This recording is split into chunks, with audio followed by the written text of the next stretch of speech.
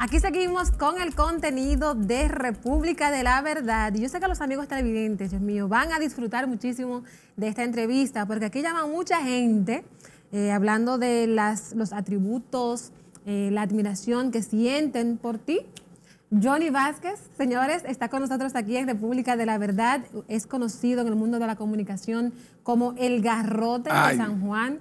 Y a través de los años, esta figura se ha ido fortaleciendo, pero sobre todo ha gozado del respeto, de la admiración de un público que sigue su trabajo y que siente que este hombre que está aquí sentado a mi lado representa sus intereses, pero no solamente eso, sino que los defiende como que si fuera de él mismo y se empodera. Así que cuando yo sea grande, quiero ser como tú. Mira, buenas tardes Machuca. Y bienvenido a República de la Verdad. Gracias por aceptar esta invitación. Gracias, Patricia. Para mí es un placer venir a compartir contigo. Además, porque a veces uno que está en este trabajo no puede ver muchas cosas al instante. Sí. Y la ve quizás en la repetición o la ve en un momento de ocio. Pero gracias por venir a compartir contigo algunas experiencias. Yo trato cada día de ser lo que yo soy de manera genuina. Yo creo que me siento una persona auténtica. Soy muy humanitario. Tengo un sentido de la vida y de la amistad muy grande. Y tú que ya tienes un tiempito trabajando conmigo y yo contigo, y en ese equipo que trabajamos, ha podido aquilatar y puedo tener algún tipo de resabio y cosas, pero eso es cosa del momento del trabajo. ¿Y cómo empieza Johnny Vázquez, tú que vienes de San Juan? No sé si de La Maguana o de San Juan. No, de San Juan de La Maguana. De San Juan de La Maguana, sí. El municipio, vienes de allá. ¿En qué año comenzaste la carrera de periodismo? Mira, ¿y cómo han sido los cambios?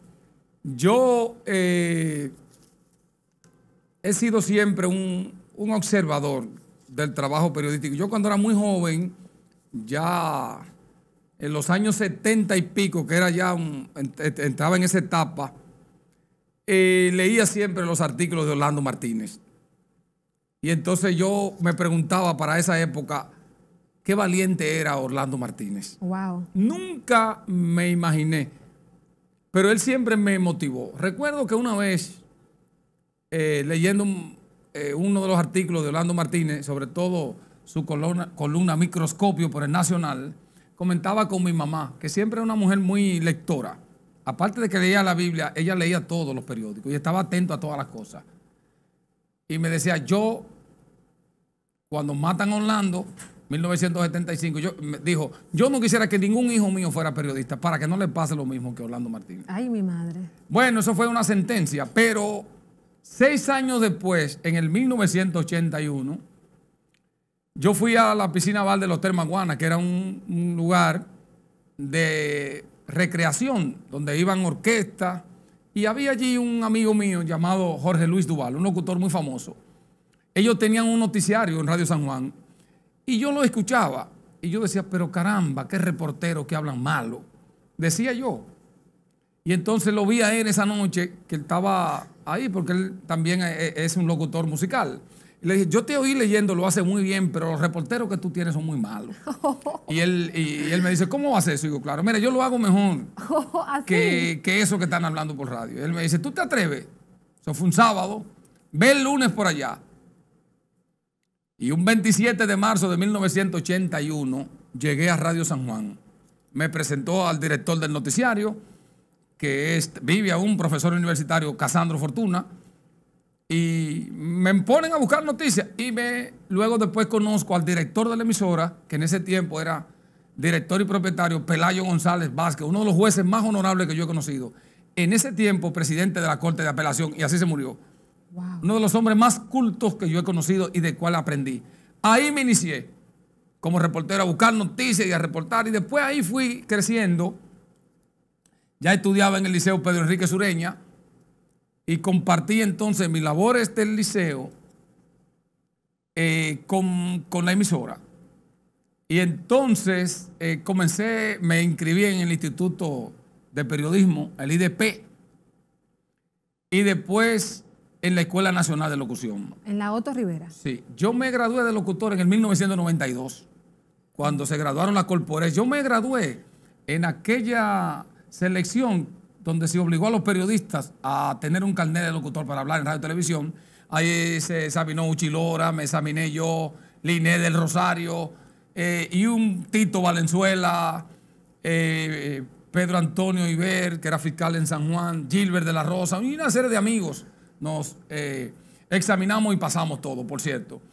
Pero fui corresponsal de Radio 1000, de Radio Popular, de Notitiempo, Radio Comercial, del periódico La Noticia, del periódico El Sol del Siglo.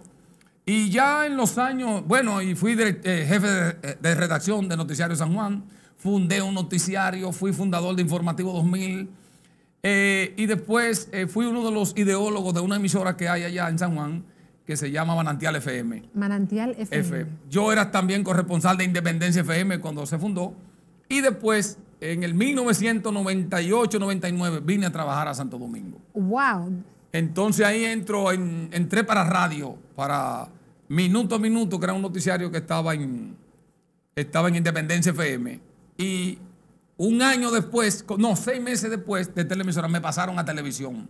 Y trabajaba de noche, cubría la parte de sociales de noche. ¿Tú? Cubría sociales. No. Y ahí aprendí más de la cuenta en materia de que estaba en todos los eventos. Nos acostábamos de noche, a las 10 terminábamos. Sí. El canal estaba aquí en la San Martín con 27. Sí. Y después que nos mudamos para el edificio que hoy ocupa Telemigro, nos mudamos para ahí en el año 2000. En el año 2000. En el año 2000. Entonces, Johnny Vázquez, por esta experiencia en la crónica de espectáculos, ¿es que tú conoces a tantos artistas? No, no. Porque es que tú, mira, eres músico. No. Conoces a numerosos artistas. Antes del periodismo, yo estudiaba música en la Escuela de Bellas Artes. Mi profesor... Allá en San Juan. Mi profesor que está en Italia, José Rafael Estepan, mi profesor Adriano Sánchez, mi profesora Georgie, que aún vive, está en San Juan. Ahí estudié lectura musical en piano. Ahí estaba Juan Valdés, ese que tú oyes ahí muy famoso. Ahí estaba Mundín, ahí estaba yo y habíamos un grupo de jóvenes. Pero a mí siempre me gustó la percusión. Porque lo que llama la gente le dice cueros, al timbal, al bongó, a la conga. Eso lo alternaba porque yo llegué en un momento a tocar redoblante y era director musical del Batón Ballet de San Juan. Eso me creó una cultura, además de que yo siempre, como un asiduo a la música, siempre que salía un tema me lo aprendía. Cuando estaba en la emisora, que entro a leer noticias por accidente, hay una locutora que está en Italia, se llama Tana Salcier.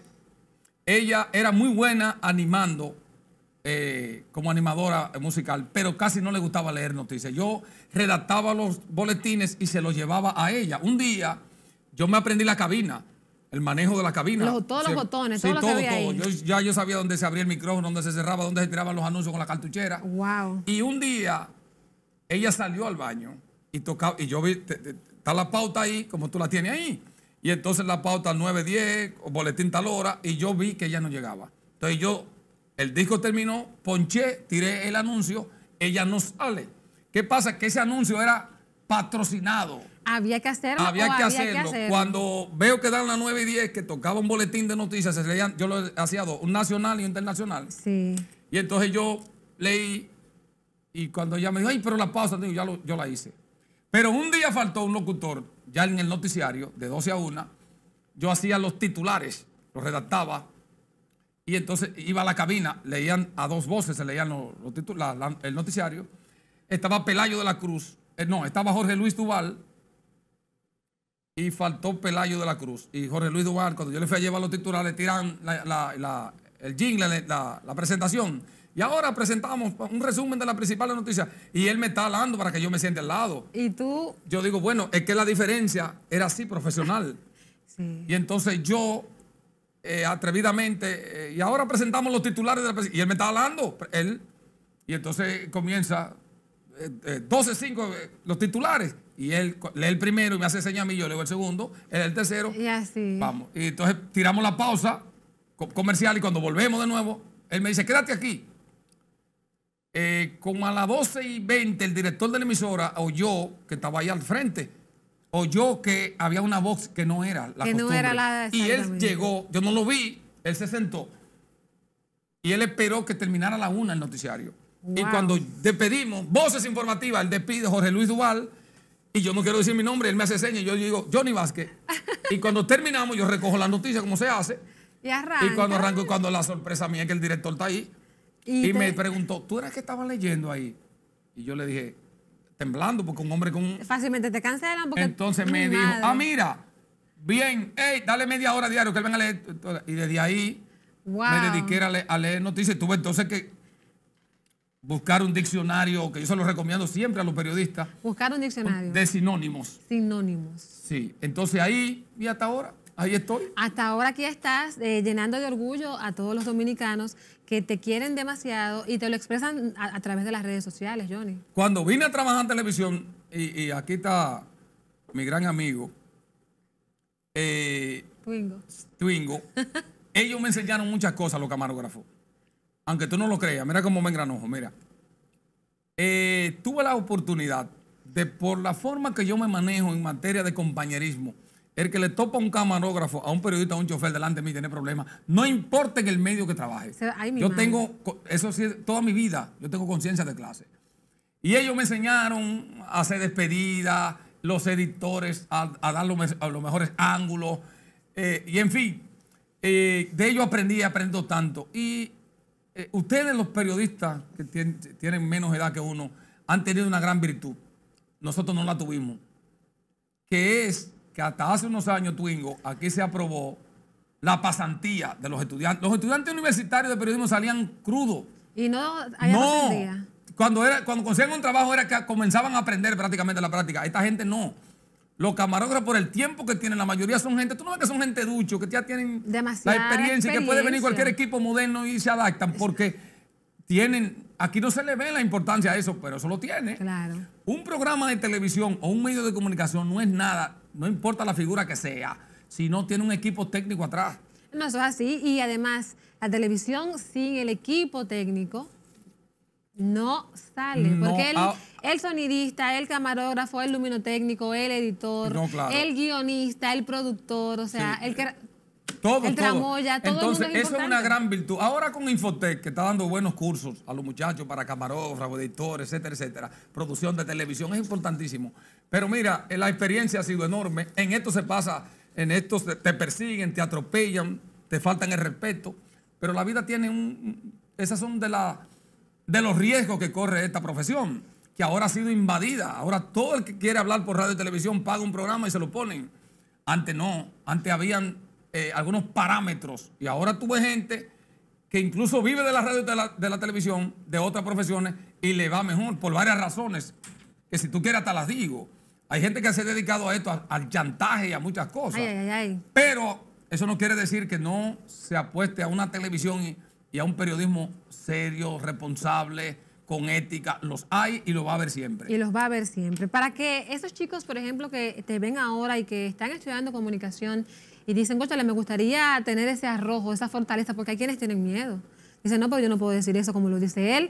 ¿Por qué? O sea, tú tienes esa valentía y te empoderas de esa forma que la gente cuando escribe sobre ti... Por algo sencillo. O sea, ¿cómo tú lo logras? Por algo sencillo. Yo me puse a ver la televisión, la radio, el periodismo dominicano. Yo dije, mira, ya la gente está cansado de teóricos. Por eso los economistas, con todo el respeto que me merecen, yo lo veo poco. Si te llevaste de un economista, te disfraza la cosa y termina convenciéndote, pero no te beneficia. Y yo dije, bueno, ya hay que hacer un periodismo más directo. A la gente no se le puede adornar la cosa para decirla. Si ese hoyo está mal, hay que decir por qué está mal, pero rápido. No le estén dando tanta vuelta a la gente. Ya la gente no quiere esa filosofía del periodismo. El periodismo tiene que ser directo, duro y directo. Decir las cosas como son, sin temor ni tapujos. Tú tienes que decirlo y además lo que tú sientes. Sí. Yo trato de hacer un periodismo que si veo un hoyo, que si veo un palo de luz que se está cayendo, yo le doy más importancia a eso, que venga un teórico aquí a decirte que los combustibles subieron por esto. Y si te llevaste de ello, ya la gente está harta de ese tipo de cosas. La gente quiere que la gente sea más humano, que el periodista sea más humano. Entonces yo le aconsejo a los periodistas nuevos que vayan detrás de la verdad. Digan todo lo que ustedes vayan a decir, pero digan que ustedes puedan demostrar que lo que ustedes están diciendo es la verdad.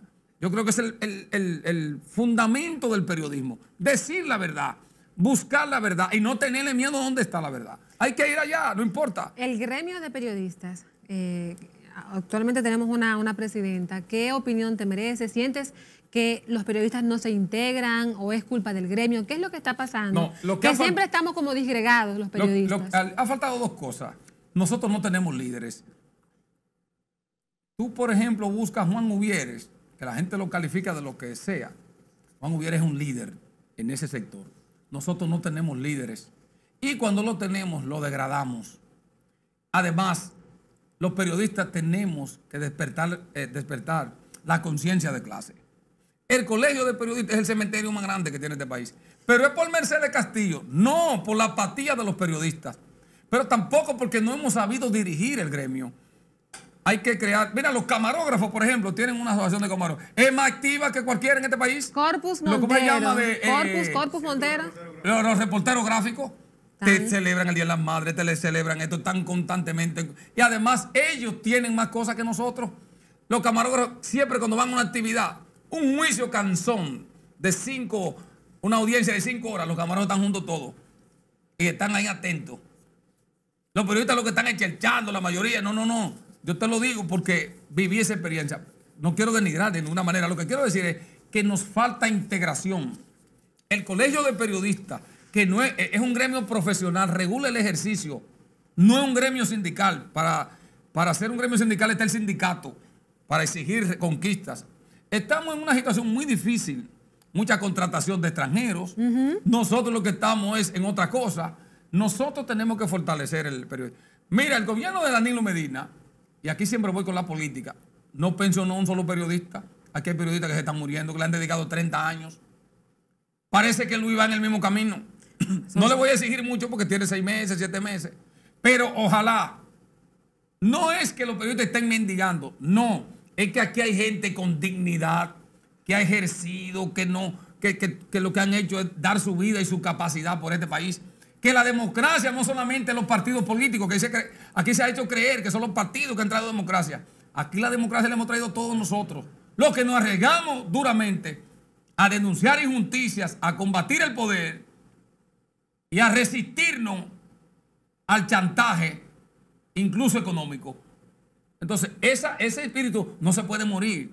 La democracia es parte de todos nosotros. Y hoy podemos hablar en este país y en ese abono está la cuota periodista. ¿Cuántos periodistas han matado aquí? Han desaparecido. ¿Cuántos han atropellado? ¿A cuántos han encerrado? Entonces nosotros también hemos hecho aporte a esta democracia. Pero lo también, que se quiere es que haya una protección a esos hombres y mujeres que se dedican a arriesgar su vida, a enfrentar los poderes del Estado para buscar informaciones que sean la verdad. Hay periodistas que sin ser empresarios son ricos, millonarios. ¿Eso cómo se logra? Porque han variado los papeles. ¿Qué resulta? Que ahora, con la ley de libertad de empresa, ya tú puedes ver un periodista ya no como un periodista. Ya los programas de radio y televisión son una empresa y entonces eso hace que mucha gente utilice eso para otros fines. Se puede vivir de eso de manera honesta. Yo creo que aquí hay gente que ha logrado desarrollar empresas periodísticas. A eso yo no lo condeno, de ninguna manera. Porque, por ejemplo, un individuo como yo, a veces no me aventuro a tener un propio programa de radio y televisión. ¿Tú sabes por qué? ¿Por qué razón? Bueno, porque... ¿Te van a dar la publicidad si tú la buscas? Me pueden dar la publicidad, pero quieren origonear la opinión. Yo creo que eso es innegociable. Yo creo que sí, que tú puedes tener un programa con dignidad, claro, pero que mucha gente no se equivoque.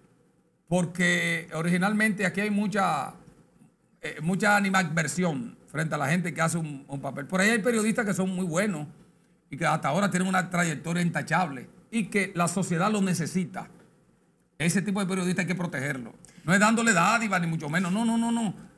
Conforme a las leyes establecidas, protegerlo. En este momento, Johnny Vázquez, ¿cuál crees tú que es el principal reclamo que tiene la sociedad dominicana? Y, o sea... Hablo de los problemas que siempre son básicos, pero hay uno que está por ahí, que es una modificación a una ley que tú te has hecho eco de ella, la ley de 8701 de Seguridad Social. Además de que están siempre circulando con nosotros la delincuencia, Mira. El embarazo adolescente y todo eso. Es una vergüenza. Mira, ahí acaba un diputado a plantear un disparate. Ay, Dios mío. Víctor Suárez creo que es. Oye, lo que plantea este señor, que del 30% que le cobren 1% a lo que se... Caballero, mire, ese dinero de los trabajadores. Pero dilo bien, Johnny, dilo bien. Sí. Él está pidiendo... Que si le devuelven el 30% sea en calidad de préstamo y a ese préstamo se le ponga un impuesto que ellos paguen. Pero ven acá. Que pague intereses y que lo pague a 20 años. Más No. Mira, eso es lo que llama una propuesta, una desvergüenza. Porque este país está lleno de individuos como ese. Mire, caballero, y mire el sector empresarial, que ustedes son unos chupasangre la mayoría. El 30% no es más que usted devolverle en vida a los verdaderos dueños del dinero para que se amortigüen los costos. Tenemos un año en pandemia. Hay 1 millón de trabajadores en la calle. Incluso esto se agrava con una actitud del gobierno que hay que investigarla. Cómo este gobierno lanza a la calle a millares de trabajadores, servidores públicos, y ni siquiera le paga sus derechos adquiridos establecidos en el Código Laboral. Eso viola la Constitución de la República incluso. Mira, y eso viene acompañado con un proyecto tan descabellado como eso. Sobre todo porque la AFP no tienen calidad moral. Y ese Danilo Medina que va a pagar, él no ha pagado nada todavía. Él va a pagar más de ahí. Ese señor tuvo la oportunidad política, aprobado en dos lecturas en el Senado, en el Congreso, en la Cámara de Diputados. El PLD de 31 senadores tenía 22. Y este señor no dio una orden política para que los senadores del PLD aprobaran eso, pero peor aún, tiene la desfachatez tan grande que hace que entonces de ese dinero le aprueben 140 mil millones de que para la banca, para... O sea, cuando tú eres político así, tienes que estar en el zafacón, evidentemente. Y los trabajadores tienen que entender eso. Por eso perdió el penco las elecciones. Si tú calculas 1 millón de trabajadores le habían entregado el 30%. Calcúlalo por voto de 3. ¿Cuántos millones de votos fueran? El PLD y el penco no pierden. El responsable de esa derrota es Danilo Medina. Luis no espere nada. Luis dijo que no, que se oponía. Luis va a aprobar eso después de la amenaza del 27 de febrero. Que parece que bajó una línea para que se discuta un nuevo proyecto. Pero miren, y le quiero decir a los economistas dominicanos, a los que se oponen a ese proyecto, miren, si el comercio... Si le entregan el 30% a los trabajadores, se va a dinamizar la economía. Porque la gente, ¿qué es lo que va a hacer? Lo va a guardar en su casa para comérselo los cuartos. Lo va a invertir y va a motorizar la economía. Falso de toda falsedad, de que va a desestabilizar. Lo va a desestabilizar y los 140 mil millones que ustedes sacaron para dárselo a los empresarios. Y los 200 mil millones que gobierno, tras gobierno, Leonel, Danilo y este se lo va a entregar. 200 mil en exenciones le quitaron a los empresarios. O sea, los empresarios debieron pagar 200 mil millones y no pagaron en impuestos y el gobierno se los exoneró. Ahí no hay problema. Entonces aquí hay una doble moral que este pueblo tiene que aprender. ¿Quiénes son sus verdugos? Y entonces yo he defendido ese proyecto. Claro, yo no soy partidario de que vayamos al Congreso a lanzar piedras. No, nada de eso. Yo lo que digo es en la lógica. Y por eso la delincuencia, bueno, la inseguridad. Pero claro que tiene que haber inseguridad. No hay trabajo, no hay deporte en los barrios, no hay una actividad cultural en un barrio. ¿Qué tú quieres que haya la juventud? Lo que hay es reggaetón, romo, drogas. Ellos mismos dicen que habían, que yo, cuántos mil puntos de drogas. ¿Y quiénes participaron? El DICAN que desmantelaron, que participaba en toda esa diablura. Y que se cuide el director de la DNCD que está ahí. Esa gente del DICAN andan por ahí, tienen los mismos contactos con los drogadictos y con los vendedrogas y con los narcos. Lo desmantelan porque era parte de la competencia de cuál llegaba primero. Hay una denuncia de que un alijo de droga, a ver cuál llegaba primero, del DICAN o la DNCD. Por eso que se arma el lío. ¿Quién llega primero para la repartidera? Esa es la realidad. Ay, Dios mío. Esa es la realidad. Donde tú ves que incautan 10 kilos de cocaína, ponle 40 más. O sea, ¿qué? ¿Cómo fue? Pero claro, eso es así. No, yo no digas. Pero eso es así, pero claro. No, porque yo... ¿No tiene miedo? ¿No tenga miedo? No, es que yo soy de la que... Óyeme, porque es que a cada rato hay un bombardeo de información que dice... Han pasado 3 elementos. La DNCD está ocupando drogas. Encontraron una avioneta, tumbaron una avioneta, dice que la tumbaron. Pero no encontraron nada, ni dinero de droga. Una apareció quemada por la romana que la tumbaron, mentira. después que se llevaron toda, la quemaron y dijeron que la tumbaron. Aquí han pasado muchas cosas. Pero lo que está pasando en el ayuntamiento de la Romana, pero es una vergüenza. Es una vergüenza que los regidores, cuyos cargos eran anteriormente honoríficos, no cobraban. Nada más cobraban un dinerito por sesiones asistidas. Ustedes se le ponían 2,000 pesos, por cada sesión cobraban 8. Cada vez que iban a una sesión le daban esa dieta. Una dieta no era sueldo. A raíz de que eso, pero tú tienes que ver nada más lo siguiente. Cualquier aspirante regidor gasta 5 o 6 mil millones en una campaña electoral. Sí. Un porquería de un campito, no porque tal categoría, sino de un campito de que él invirtió. Pero, ¿y por qué? Por eso mismo, porque están en los contratos de basura, están en los contratos de instalación de planta de envasadora de gas y de combustible, están en repartideras de solares y así es por el estilo. ¿Y por qué hay droga atrás?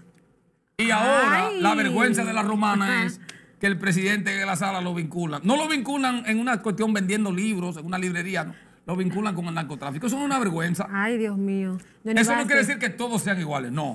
Hay excepciones y hay ayuntamientos que están dirigidos con mucha pulcritud y con mucho sentido municipalista. Es lo que nos falta. Yo ya debo concluir esta entrevista, pero me encanta siempre conversar contigo y sé que los amigos televidentes están disfrutando muchísimo tu exponencia acá. Quisiera, por favor, que tú dejaras un mensaje a la sociedad en sentido general, porque a veces como que de tantas noticias negativas uno suele como tirar la toalla. Yo quiero que Johnny Vázquez acá se empodere con su energía. Mira, y envíe un primer mensaje a la gente del gobierno. Aquí se votó por un cambio. Y el cambio implicaba, se le dijo al país que todo iba a ser diferente desde el 16 de agosto del año pasado hacia atrás, del 2020. Yo creo que Luis tiene todavía poco tiempo, que está en una pandemia, pero hay cosas que no se pueden permitir, como ese que yo hablé de los empleados que cancelaron. No se puede violentar la ley de los derechos adquiridos. Creo que el Luis está muy intencionado. Creo que Luis debe aprovechar el primer año para evaluar a sus colaboradores. Ahí hay gente que tiene ciertas condiciones, hay otros que ya no han dado muchas cosas. A mí me encanta la esposa de Luis, la primera dama. Raquel me gusta cómo responde, cómo asume las cosas. Y hay 2 o 3, mira, ahí dicen que el ministro de Interior está bien valorado, de Interior y Policía, Chu Vázquez. Y hay otros tantos funcionarios. Hay que retornar la honorabilidad al Estado dominicano. Pero, don Luis, hay que premiar a los empleados, servidores públicos más honestos y más dedicados a sus funciones. Eso hay que hacerlo como una garantía de ir eliminando la cultura de la corrupción. Y finalmente, yo tengo mucha esperanza en el Ministerio Público que nos gastamos esta vez. Yo confío hasta ahora en Miriam Germán Brito, en Jenny Berenice y en Wilson Camacho. Yo sé que ellos van a hacer un gran esfuerzo por adecentar a este país. Y más que eso, hay que irse preparando para los que se han robado las cosas del Estado, lo tengan que entregar. Eso tiene que ser un compromiso de esta sociedad. Llegó el momento, esto no ha costado demasiado al pueblo dominicano. Nosotros pagamos luz cara, agua cara, comida cara, transporte caro, combustible caro, para que 2 o 3 se salgan con la suya. Y ese tiempo terminó. Y el pueblo está esperando, tiene esa esperanza. Entonces mi mensaje final es que todos podamos entender que este país es maravilloso, que este país es rico. Eso es mentira, que somos pobres, eso es mentira. Lo que pasa es que aquí el Estado y la riqueza se han concentrado en unos pocos y no ha habido una distribución equitativa de la riqueza. Pero este es un país rico en alegría, en naturaleza. Lo que nos falta es eliminar, más que la corrupción, la impunidad. La impunidad. Yo creo que esa es la próxima tarea del pueblo dominicano. Y la gente está esperanzada en que esta vez vamos a comenzar con eso. Y eso deben entenderlo la gente que está en el PRM y los que quieren ir al gobierno. Al gobierno se va a servir, no a servirse. Johnny Vázquez, de verdad que gracias por estar acá. Yo estoy emocionada, feliz y complacida de tu participación aquí en República de la Verdad. Debo hacer la pausa comercial. No te abrazo, porque no se puede aquí. Pero okay. Nos vemos mañana, si Dios así lo permite. Y a los amigos televidentes, les pido que se queden en sintonía, porque todavía queda contenido en República de la Verdad. Y cuando yo sea grande, quiero ser como tú, ¿oíste? Gracias.